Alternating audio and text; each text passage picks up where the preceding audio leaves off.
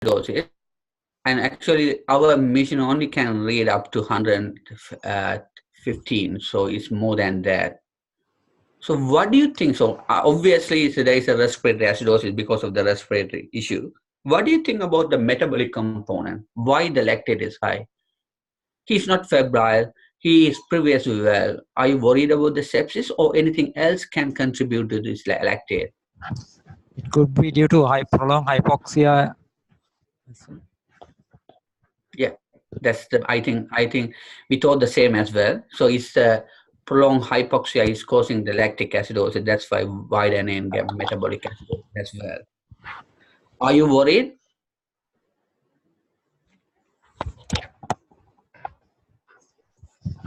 Yes. I'm terribly worried.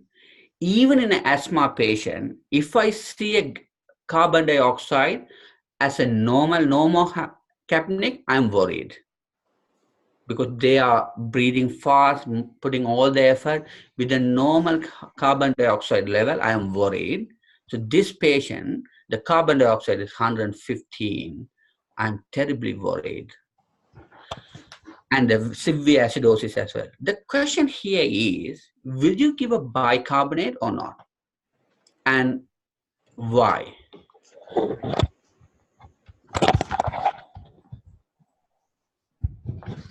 No, I wouldn't give bicarbonate in this situation because it can further increase CO2 level in the blood. Of course, yeah. So it will definitely is not going to help. That there are some guidelines may say if there is a severe acidosis, because it can cause a cardiac compromise. So you can. But this person, I'm not hemodynamically worried. Good pulse rate, good volume, blood pressure is all right. My main worry is the carbon dioxide and the respiratory component, the ventilation. I'm worried. So if I give a bicarbonate, it's increase the load of CO2. It will obviously worsen the carbon dioxide and worsen the acidosis as well. So yeah, so I won't give as well. So we didn't give.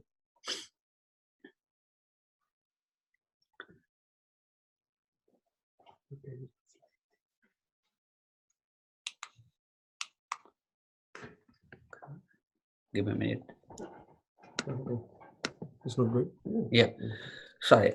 So yeah, so the first line management we all know salbutamol and ipratropia neb, but patient is not breathing. I'm actually bagging the patient, so we couldn't able to deliver any beta agonist to the patient. And IV hydrocortisone, obviously we have that. So first line treatment we have given is not working. So what are the, so then obviously we started the magnesium as well, but I'm not going to wait until 20 minutes to complete. So the meantime, I'm going to try with some other bronchodilators. The first thing, we luckily we had some IV salbutamol. So 250 microgram we have given as a bolus. Then we dilute the adrenaline in 1 in 10,000 and give only 0.5 milliliter ml. The main reason is bronchodilating property. Still no good effect. So we have to go for ketamine. The two reasons to give a ketamine, the ketamine is a good bronchodilating property. And also the patient is struggling a bit as well. So patient is not tolerating the bag valve ventilation. So we have to give some ketamine to make him calm. So that will help us to oxygenate the patient. Still, we are not winning. So we have given a bronchodilator, both the salbutamol and ipratropium. Then we have given a hydrocortisone 4 milligram per kg dose. MAC is running. Then the other bronchodilator, we have given a salbutamol, adrenaline, and ketamine. Not winning. So what I'm going to do? This young patient is almost in a very critical situation. What's the next step, guys? Probably we have to intubate him. Yep. Right. So we have to go ahead with the intubation. What about, do you try with an NIV or not?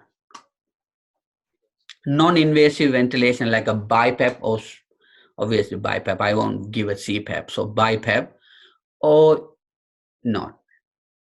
Uh, if there's a type 2 respiratory failure, there's no indication in asthma. Yeah. So even in type 2 respiratory failure with the COPD, we might try it with the non-invasive ventilation, but this patient is hardly breathing. So I don't think had a huge effect for this particular patient, the NIV as well. And I'll come to the NIV topic in a while, but we didn't. So we went into the bag well and then go ahead with the rapid sequence induction. So before that, sorry guys, what's the induction agent you will choose and what's the paralytic agent and what the size of tube?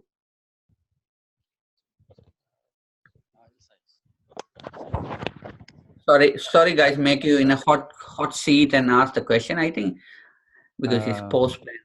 Yeah, we can go ahead. we can go for IV ketamine as the induction agent, Yeah, and for the we need rapid sequence induction. I prefer IV Saxa, and yeah, so, obviously. yeah. So the main thing, are you? What are the concern before intubation? So this patient's oxygen saturation came up a bit, but still we are not winning. What are the main worry in this patient? Go ahead with the intubation. With the intubation, we have to be prepared with the managing of post-intubation hypotension like complications. So this patient should be adequately hydrated prior to go for intubation and ventilation, as well Right. as pneumothorax and autopsy will be generated with the ventilation. So we need to have low respiratory rate, low tidal volume ventilations, and actually the inactive that the we can do the bag ventilation before connecting to the ventilator. So we'll start with the ambu ventilations. After intubating, ambu ventilation will be continued for some time, and let the time to expirate. That we need to get out of the So trapped air.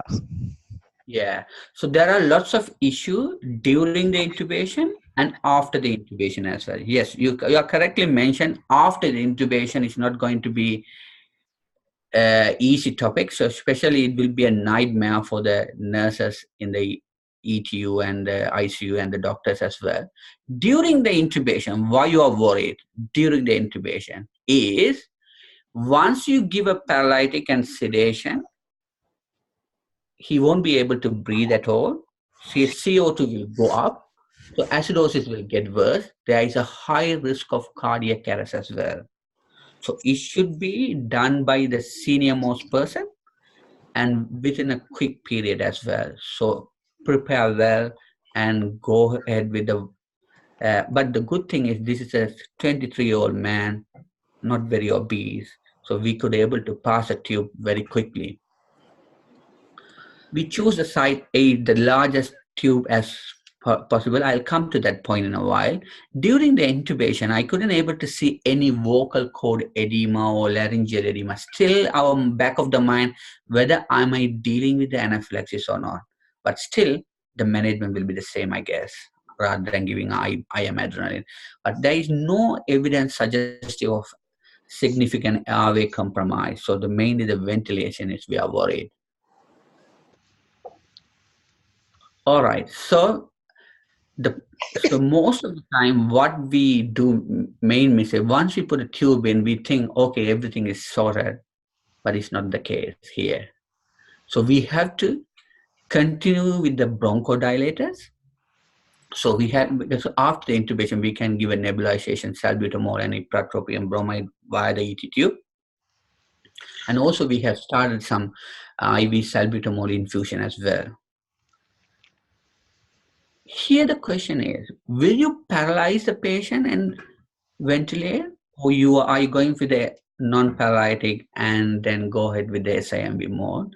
So because this is a very difficult scenario, very difficult to ventilate. So we thought initially we take the ventilation by our control rather than patient to fight with the ventilator. So we didn't give, so we gave a atracurium, but there is a risk of histamine release. We don't have a vecuronium at the time. Sedation wise, we continue the ketamine because it have the bronchodilative property as well. So as I mentioned, initially the first 10 minutes we ventilate with the bag valve because of the very high pressure we have to deliver. Then we turn it to the ventilator. So what our setting is, I'll come to this point in a while. So it's a SAMBO, as is the volume. We prefer the volume control method, and the tidal volume is we choose 360. So low tidal volume 6 milligram per kg, low respiratory rate 8, I ratio is high. So you give a time to patient to breathe out. So the more expirated time. So why you are setting a low respiratory rate and low the I ratio is 1:4 is the main reason here this patient is not the oxygenation, the ventilation. So you have to let the patient to remove the CO2 from the body.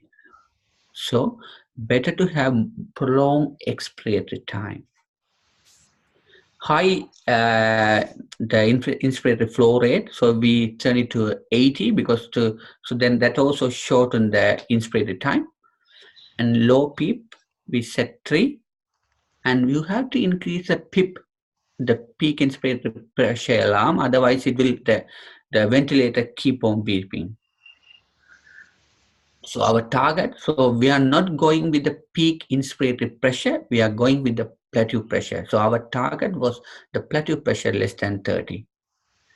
And the target oxygen saturation is more than 94, and CO2 is permissive hypercapnia, pH is more than 7.15. So we are not worried about the carbon dioxide level at this point, provided that the pH is more than 7.15.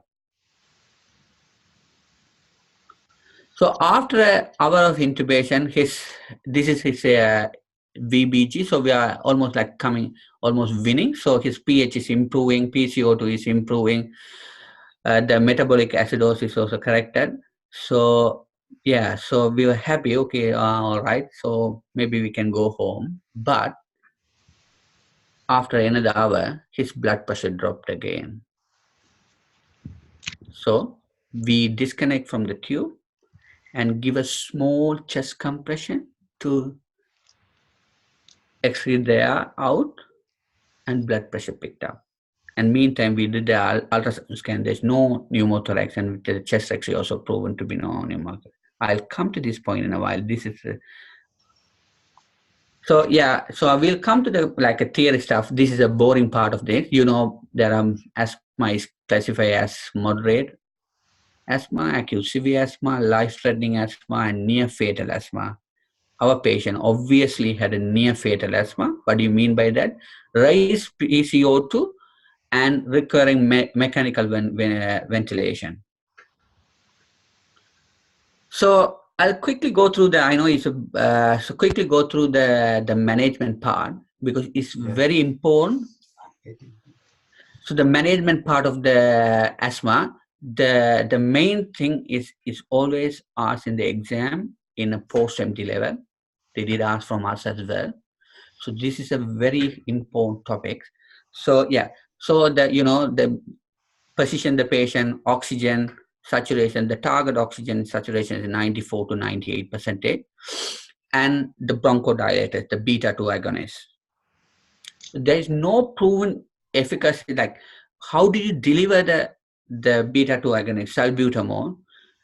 In Australia, we almost always give meter dose inhaler with spacer unless life-threatening asthma. the main reason that benefit over the metered dose inhaler with the spacer over the nebulization is it will prevent the hospital acquired infection, because when you give an nebulization, it produces aerosol and it can spread to the other patient as well. So that's the main reason. So metered dose inhaler is efficacy wise equal to the nebulization. So I will send this presentation to you guys if you want, so we can, then you don't have to worry about writing the stuff.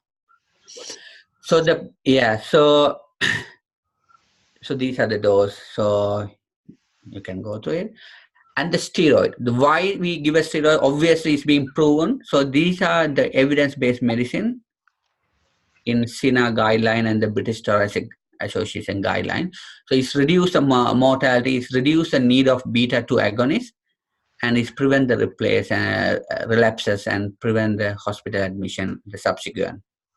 So the dose, main thing is we have to give an adequate dose, 4 milligram per kg.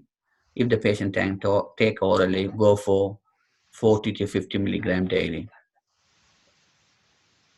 There are some in kids, there is a bit of debate to give a dexamethasone because it's a long acting, so you don't have to give for five days, so one dose enough.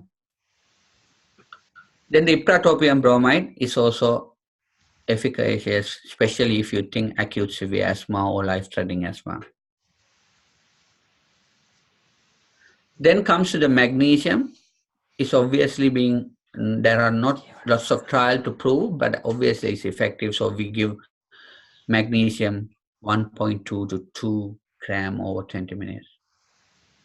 So the first line management, oxygen, bronchodilators and hydrocortisone. The second line will be the magnesium.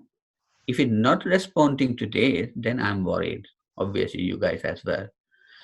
IV salbutamol, what they say is IV inhale beta-2 agonist is efficacious and preferred route to IV route. But for the patient whom inhaled therapies cannot be used reliably, so like a life-threatening asthma with a poor respiratory effect, then it's effective. And in the kids, we have a bit of low threshold to go ahead. Aminophylline is not, now is out of the trend, so because of the side effect profile.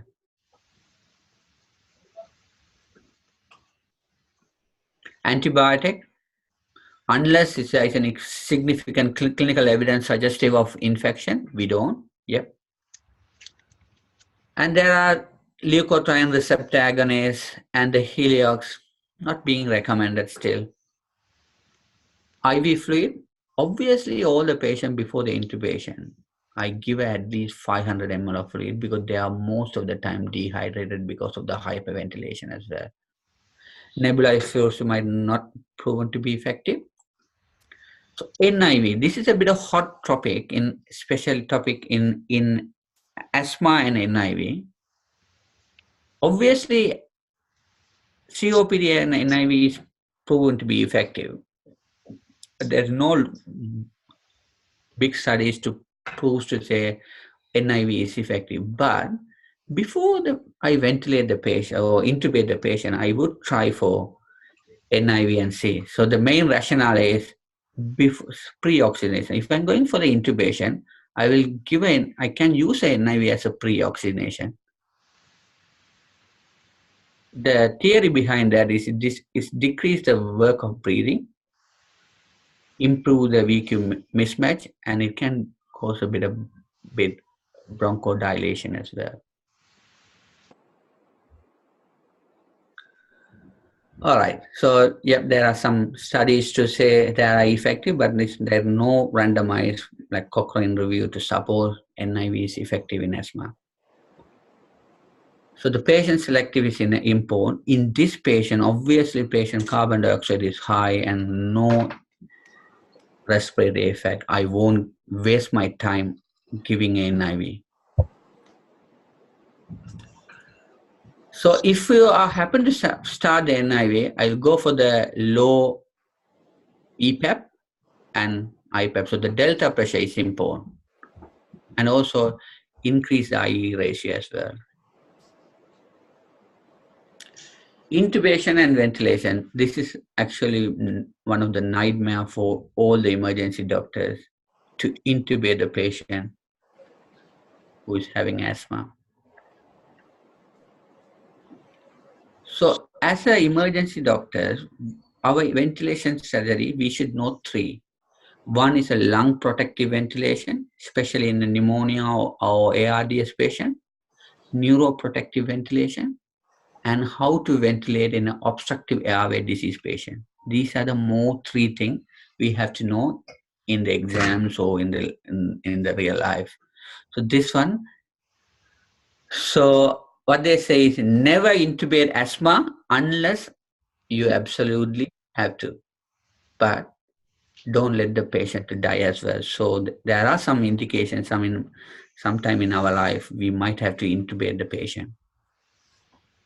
The main worry here, it can worsen the carbon dioxide, because when you give an induction agent and paralytic agent, the carbon dioxide will pick up.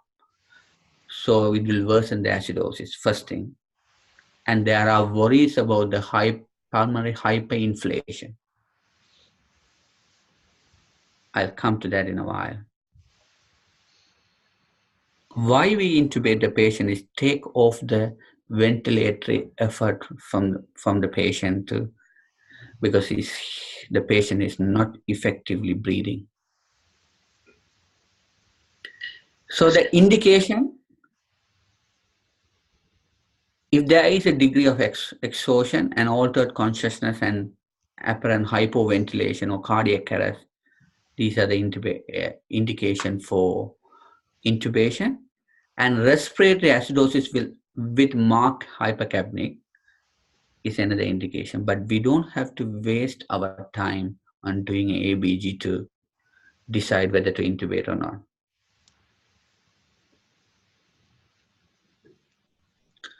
So as we discussed, so the rapid sequence induction, the induction agent, you can use a ketamine or propofol. Propofol also having some bronchodilatory property. And the muscle relaxant, either suxamethonium or rocuronium.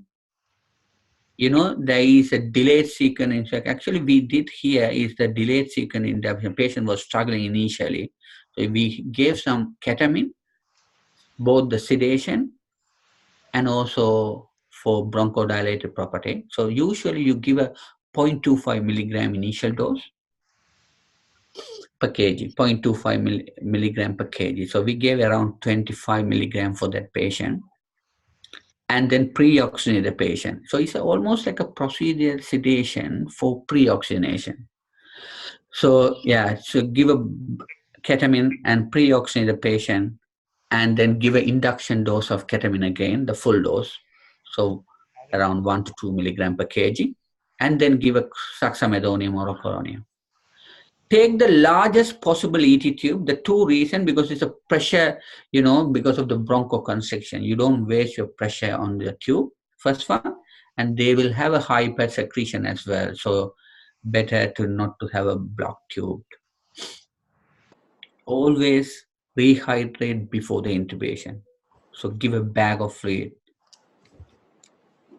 So the main strategy in a patient with a bronchial asthma is control hypoventilation or permissive hypercapnic ventilation, hypoventilation. So we are not going to overventilate. This will happen always. When you see the patient after the intubation, the oxygen saturation is going down. You will be hyperventilating a patient. So your respirator rate, you will be giving a respirator rate like 30, like 30 or 40.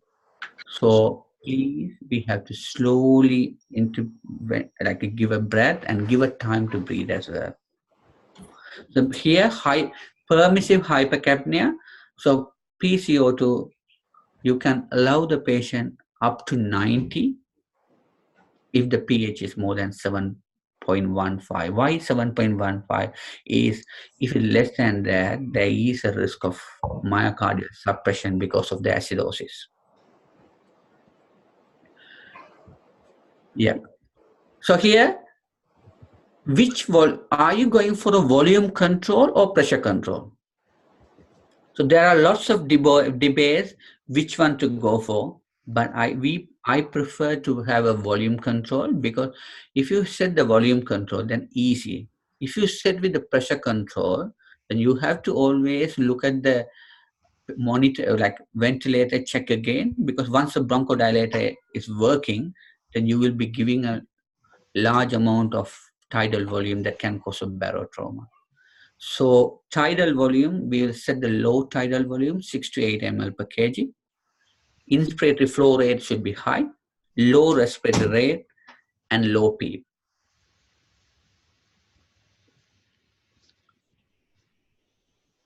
So do you know how to check the plateau pressure? In a ventilator, if you do a inspiratory pause, you can check the plateau pressure. So it should be less than and the 30, not the peak inspiratory pressure. It's a plateau pressure we are worried. So yep, so the sedation, why this all have been discussed, muscle relaxation is pancreonium or acronym, not the atracurium, because of the histamine release. And please make sure you will continue with the bronchodilator therapy. If the patient is hypotensive or cardiac arrest after the intubation, is different from an ALS guideline. Is you should, first thing you have to do is disconnect the tube and give a chest compression to relieve the breast dynamic hyperinflation. So there are 4 causes you have to think about: hyperinflation and hypovolemia or hyperkalemia, or induction agent can cause hypotension as well, or tension pneumothorax. The mnemonic is shit.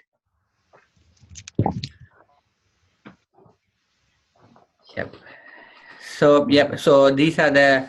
So I'm not going, because of the time factor, I'm not going in detail about the dynamic hyperinflation. It's air trapping. So every breath, air is being trapped, and there will be a positive pressure in develop intrathoracic positive pressure will reduce the venous return, that will cause a hypotension and PE arrest. It's not rare. You have to expect that. So summary, the first line therapies, as we mentioned, bronchodilators and steroid. The second line therapy is magnesium, and then you might have to go for some IV bronchodilators like ketamine or IV salbutamol, or here we tried the adrenaline as well, 0.5 milliliter in 1 in 10,000, diluted one. And NIV, there is some proven effective in selected cases. Then the invasive mechanical ventilation, permissive hypoventilation. Yeah, so that if it's not improving with this, then there is a last chance we go for, you have to go for inhale anesthetic agent like Zeroflow or Isoflow, because it just have some bronchodilator property. So this patient, this is a patient, actually this patient has sent the picture through me for the WhatsApp. So this is how a patient looks like. And we could able to, so there is no ICU because the patient was in the ETU for almost 24 hours because of lack of ICU. So patient improved, patient is conscious and rational. We did the cuff checking, so there's no cuff leaf or laryngeal edema. Then we extubate the patient. Then we talked to the patient. So he told like he was allergic, childhood asthma, and also allergic to crab and prawns, and he was cooking a dish. It seems to be inhaled. So these are the blood report and the X-ray. So what's the possible cause? Is it a near fatal asthma or brittle asthma? Or it is severe bronchospasm with the negative pressure pulmonary edema due to the anaphylactic reaction? Will I manage differently? The answer is no. All right. Any questions?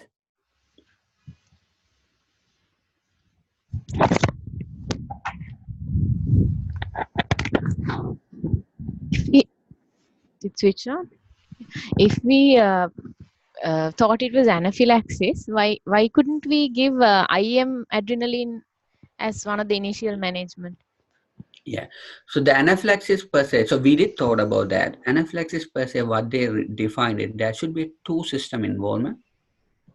The one, at least the skin or the mucous membrane, or the respiratory, or airway, so basically the airway, or the respiratory or cardiovascular. Here, the main involvement is only the respiratory. There's no skin or the mucous membrane involvement. There's no airway obstruction we can see clinically, and the blood pressure is stable. So if there is, because here the main issue with us is the bronchodilation and hypoventilation. So our main management is giving a bronchodilation. So if it anaphylaxis, if it affecting the circulation and the airway compromise, giving IM adrenaline will be rational here. So we thought about that because on that day, the 5:30 in the evening, there are five of our, I think all six was there, and the Nick Taylor also there because we were discussing some exam cases. I know too many cooks can spoil the soup, but it went really well. So that's the main thing why we didn't, because other system is not involved, only the isolated respiratory bronchoconstriction. So that's why we didn't give IM. But I think it's not a bad choice to give IM as well.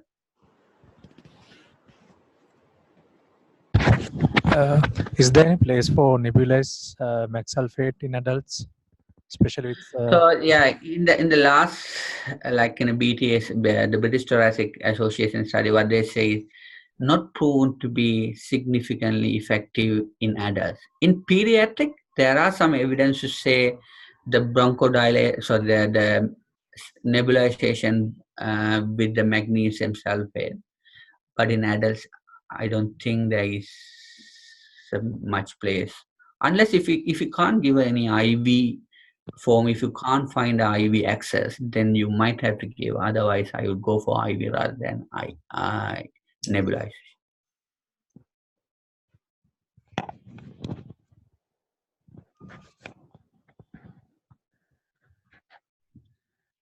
All right. So thank you for listening, and I will send the slides as well, with in detail one. Another thing is, please always expect at least you might have one patient needs to be intubated not in the exam as well, in the real scenario with asthma. All right, thank you very much. Thanks. I'll give it to Ganaja. These are my reference.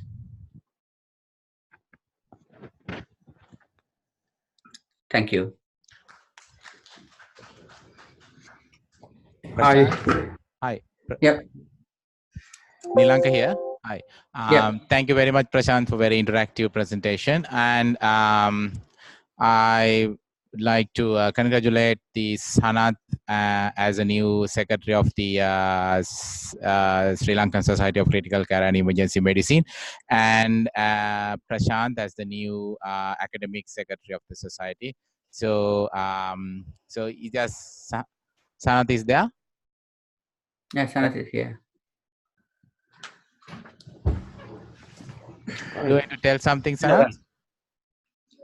Yeah, and yeah, thank you very much for selecting me as general secretary in this.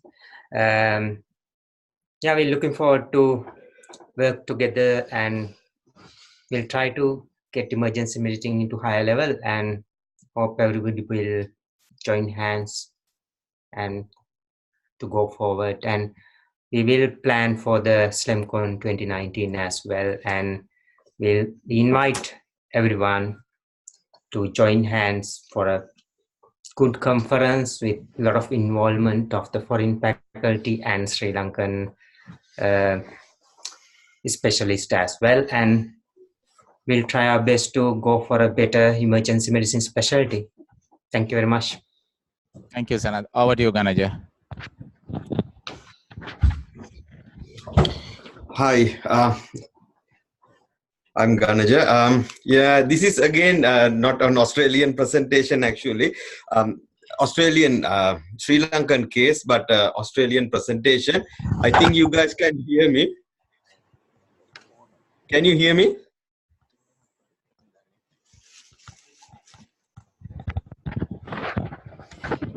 I think you can hear me. Can you hear me? Yeah, we can hear you nicely. Yes. Okay, sure. Okay. We'll quickly go to the presentation. Yeah, this was happened to us in CSTH, accident service, a trauma case. Apparently, I've shown this to the Australian people, and they were quite shocked. So they had to get a special permission from the CEO of the hospital to increase one bed in the ward to accept, like suppose if they have 45 beds, to get the 46th patient, they need a CEO's approval for that. So it's a kind of a big hazard. But without an issue, we are sending actually 100 patients to 45 bedded. So people were quite shocked how we are managing and asking, do people survive in their wards? So still we are doing a great job, I guess, when we compare to the system in here. Okay, back to the case. He is a 53-year-old male. So met with an accident about 15 minutes ago. He was a three-wheel driver, collided with a van. Looks like a high-speed MVA. When you consider three wheels, yes. And he was entrapped and had to extricate. Injuries wise, looks like he got a bad chest. Signs, well, there's no particular signs. He looks pretty bad. Obviously, there's no treatment pre-hospital given. Right, so he just came to the accident service at Kalubo Villa, so where we have some sort of a dressing room, kind of resuscitation area. So this is his primary survey. When we received him, he was speaking and he was coherent, but giving in short sentence. Yeah, tachypnic, sats were 88 on air, 92 with high flow, reduced chest expansion on left side. He could hear bilateral conductive sounds. There was a bit of imprint abrasion bilaterally, but no penetrating wounds. Tachycardic, with low volume. You can see the blood pressure. And on exposure, there are multiple abrasions over the forearm and foot, nothing else on the left side. Looks like a bit of a left-sided injury when you see the abrasions on the multiple on the left side. All right. Anybody want to comment on this? So if you start anything. So it's kind of we had like 3 registrars with the trauma surgeon at scene. So we were doing it kind of in parallel primary survey. And these are the numbers. What are your worries?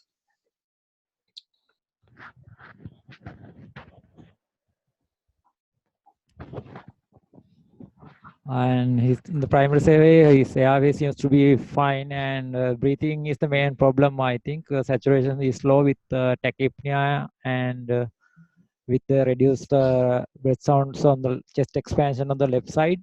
Possible pneumothorax in the patient with trauma with mainly the chest injury. And the circulation, tachycardia is there, but the blood pressure is stable. And the rest of the primary survey seems to be okay. And my main concern is here the breathing. Yes, good. Yeah, I quite agree with you.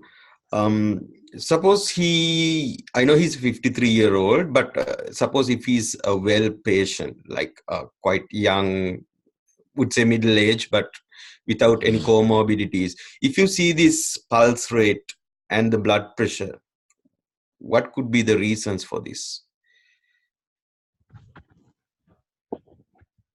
Could be in a shock state and the great grade 2 stage 2 shock, high volume shock, maybe Yeah. having with the cold peripheries and maybe a non-patient diastolic blood pressure is still high. Yeah.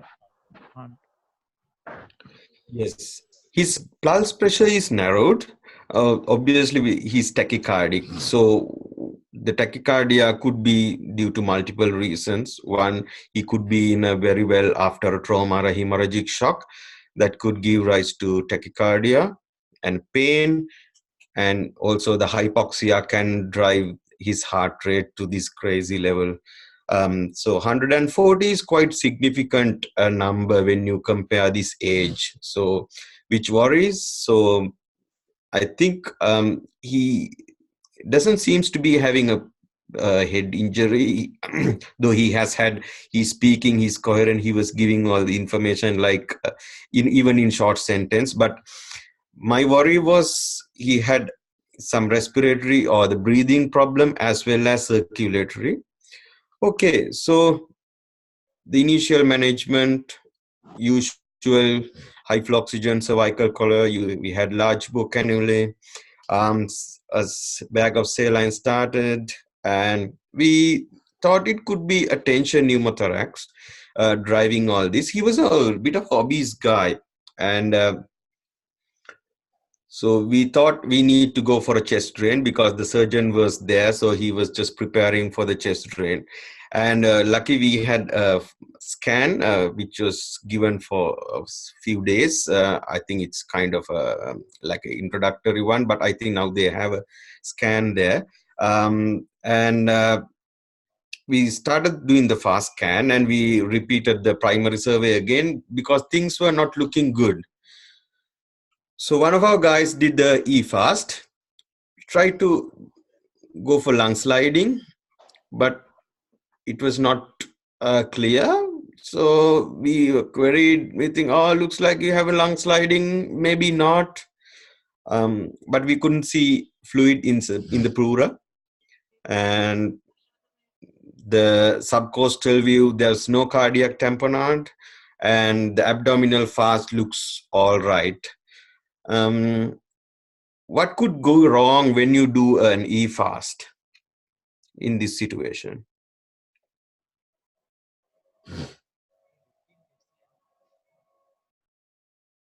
Why we were not sure, but like we were taught that the lung ultrasound is quite sensitive, even more than a chest X-ray.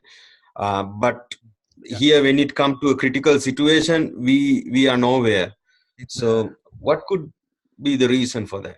It's related to the patient factors. You said that the patient was really obese, and and the presentation is also it's around 15 minutes after the incident.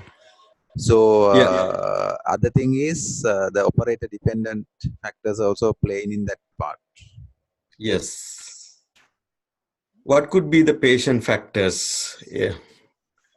Obesity hinder the our view as well as the subcutaneous emphysema like things.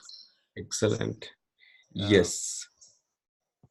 So we couldn't see any fluid in the pleura as well as lung siding. So probably we were not trained enough. The operator wasn't trained enough to elicit it properly, or even the subcutaneous air between the gap is obstructing the view. Yeah, it's very good approach.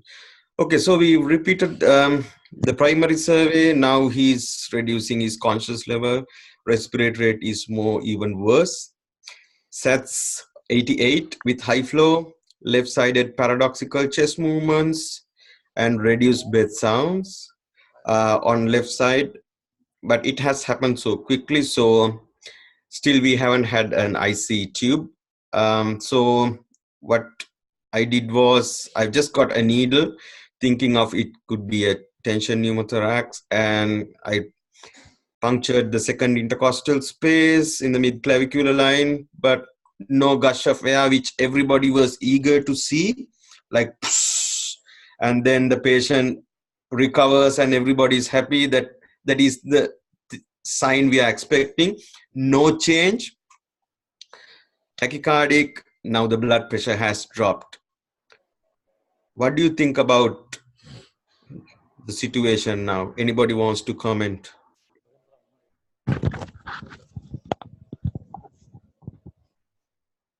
Yeah, with the drop in of blood pressure and the tachycardic, there may be ongoing bleeding is there. Yeah. Other thing is he is having the signs of altered sensorium as well. So it's indicating of developing shock. With that, paradoxical chest movements are there. So there may be there may be a fraction of flyer segment as well.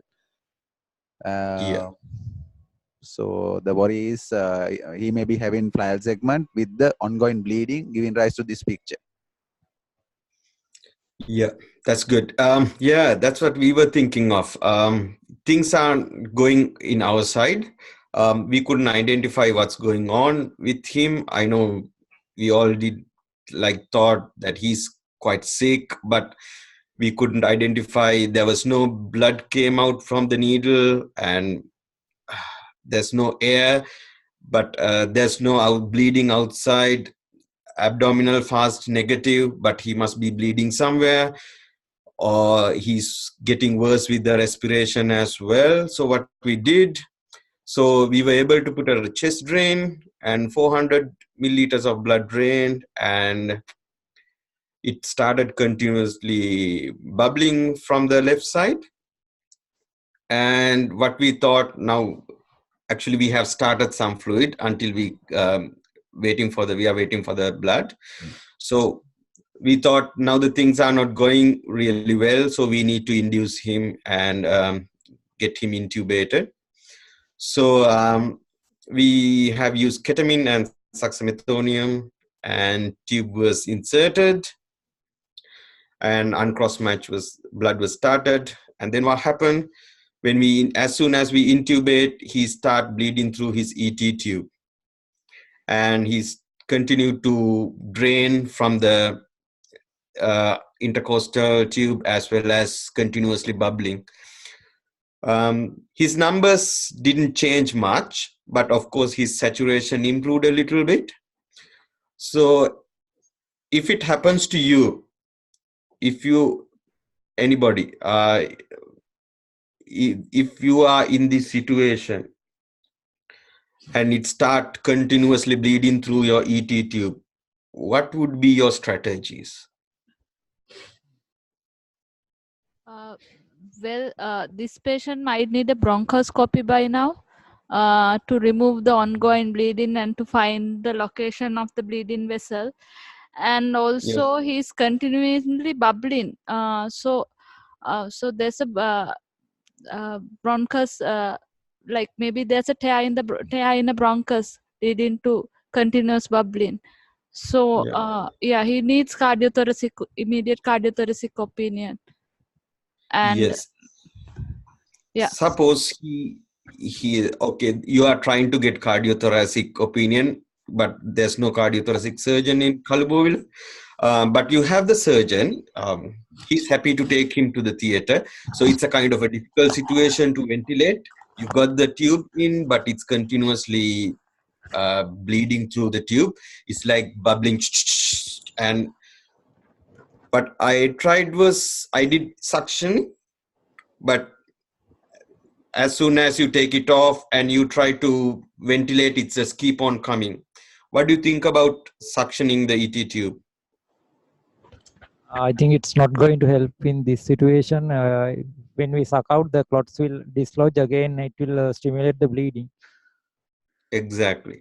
So as a resuscitator or a resuscitationist, I would say, what would be your temporizing strategies? What can you try to see to do one thing? So we know it's just so he has left-sided injuries.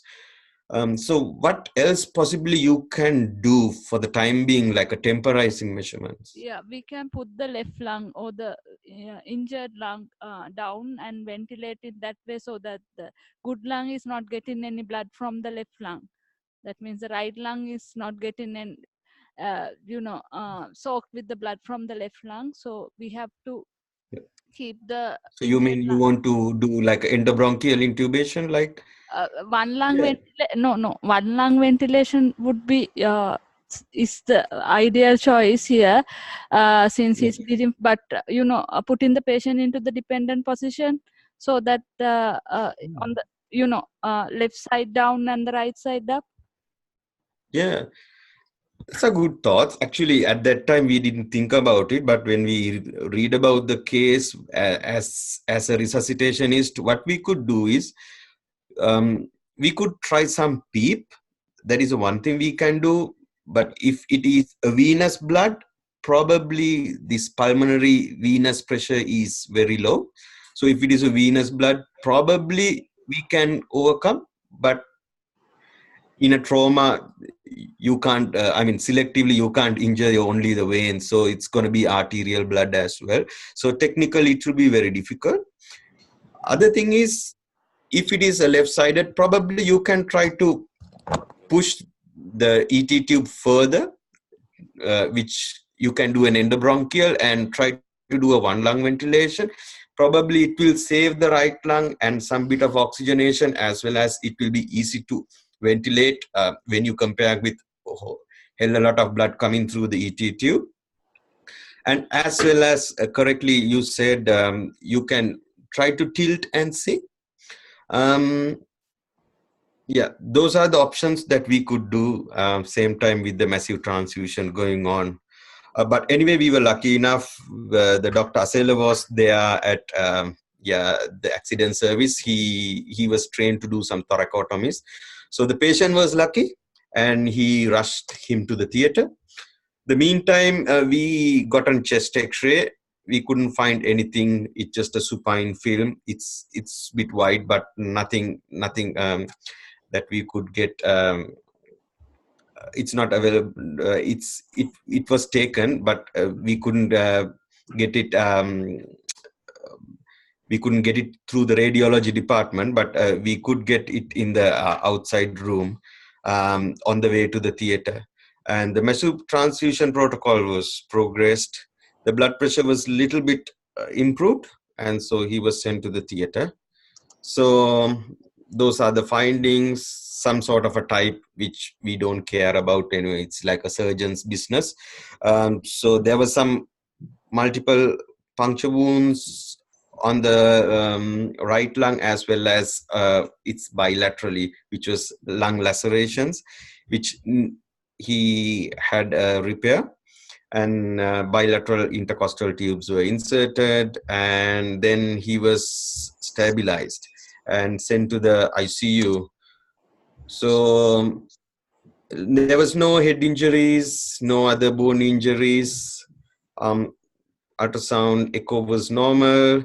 Lung contusions were resolving. So he had 10 ICU days and 20 hospital days, and he went alive home, which is a remarkable thing when you compare with a place like a Kalubovila accident service. If you are a polytrauma patient, to go live home, yeah, with the setup, but there are capable people, but the setup is very, a little bit about the thoracic trauma. I will quickly go through. I know you guys are so tired.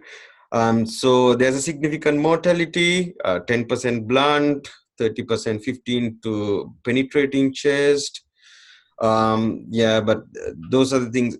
Usually you don't need operative intervention. So you put IC tube, you just observe, you support with the treatment, and they recover. But the very less proportion will need an operative intervention. If they need one, they will do badly, because not many surgeons are happy to go and cut their thorax. Actually, the surgeons are allowed to play in the abdomen, but not in the thorax. Actually, same in Canberra. Actually, So the reasons for poor outcome: suboptimal resuscitation. I would say even our resuscitation, there were some gaps. We didn't have like over the head x-rays. The environment was poor. it's not a suitable place for a polytrauma patient to be resuscitated. So he would have died at the accident service. And yeah, I can send this lecture to you all so you can go through this. And I just want to these are common facts, but what I did was I just did a needle thoracotomy. With regard to the emergency physicians, the needle thoracocentesis, or the applying needle on the second intercostal space, is now going out of fashion. In fact, the place have lots of criticism to go on the second intercostal space on the mid-clavicular line, because people tend to go more medially and tend to injure the great vessels. In fact, there could be the obese patients might not reach to the pleura, could be the reason for me to not to get anything with the needle. So we were explaining about safe triangle when we do the intercostal tubes, but for some reason we are not happy to use the same safe triangle for the needle. So now people are more towards for the safe triangle, not to the second intercostal space. So the advantages: you can feel the lung. If you put the finger in, you can see whether it's expanding or not. If it's obstructed, you can just poke your finger, provided you are wearing a sterile gloves and clean, and you can reopen up. And if it's immediately, you can use the same route for the intercostal tube. But generally, if it's delaying, you will go for the fresh site.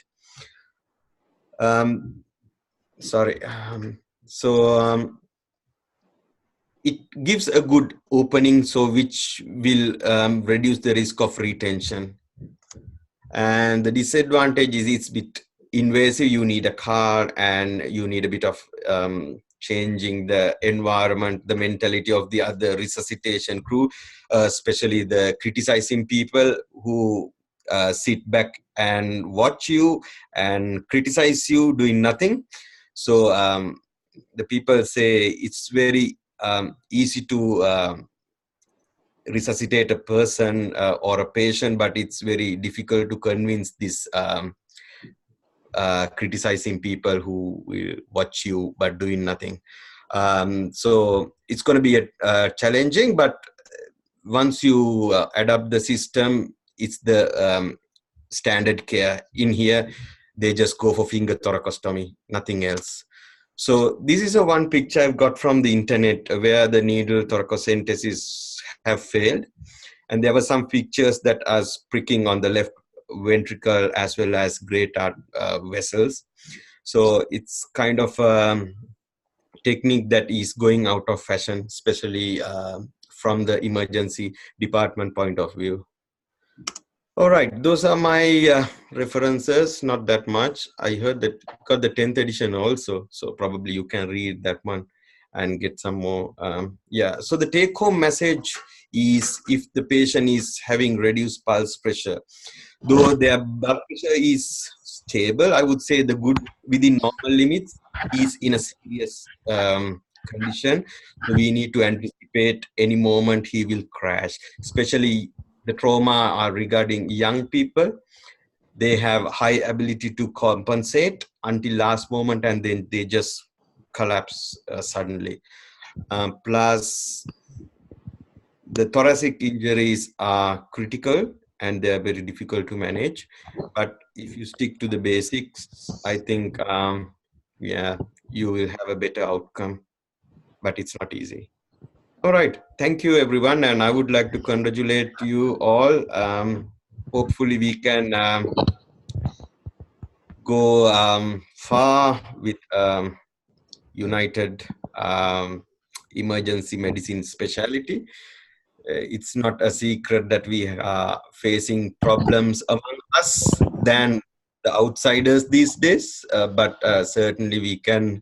I hope we can overcome everything, and we can make a one journey towards the betterment of everybody. And I think we can make our dream real, and go for a one dream that we all wanted to establish a good emergency medicine specialty in our country.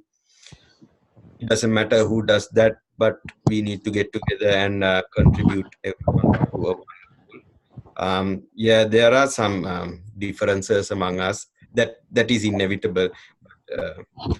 We just need to keep our differences to a side, and we should go for a common goal. Yeah, I hope, and yeah, we will be in a much better position in the coming months, and hopefully we can get together everybody and do better thing for the country. Hopefully you guys will be joining in future as well.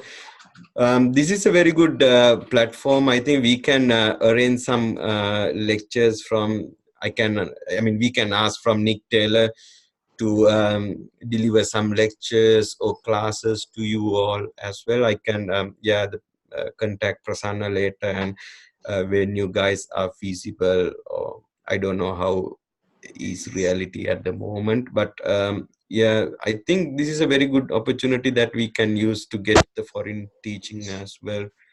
It will be very much helpful when you come back to work in here, because the emergency medicine in Australia or UK is completely different.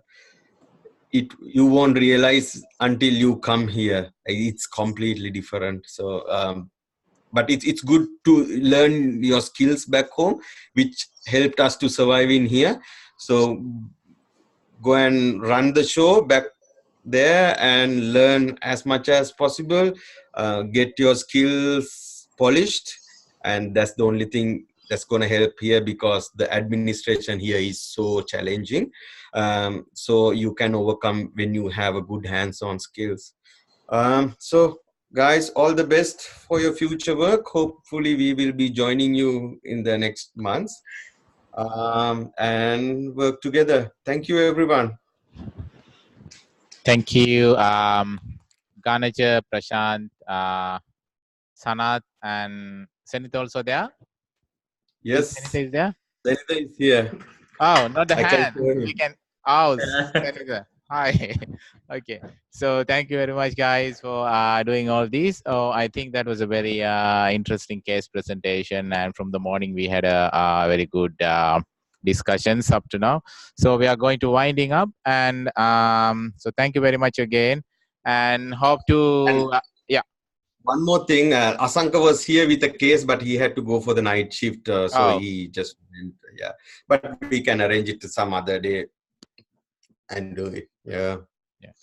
Okay. Thank you very much. Okay, thank you very much, and hope to see the Sanats very soon. I think in within next 3 weeks time. Okay, thank you very much. Have a good night or good evening for you guys. Good night, I think. Yeah. Okay. Okay. Thank you very much. Bye.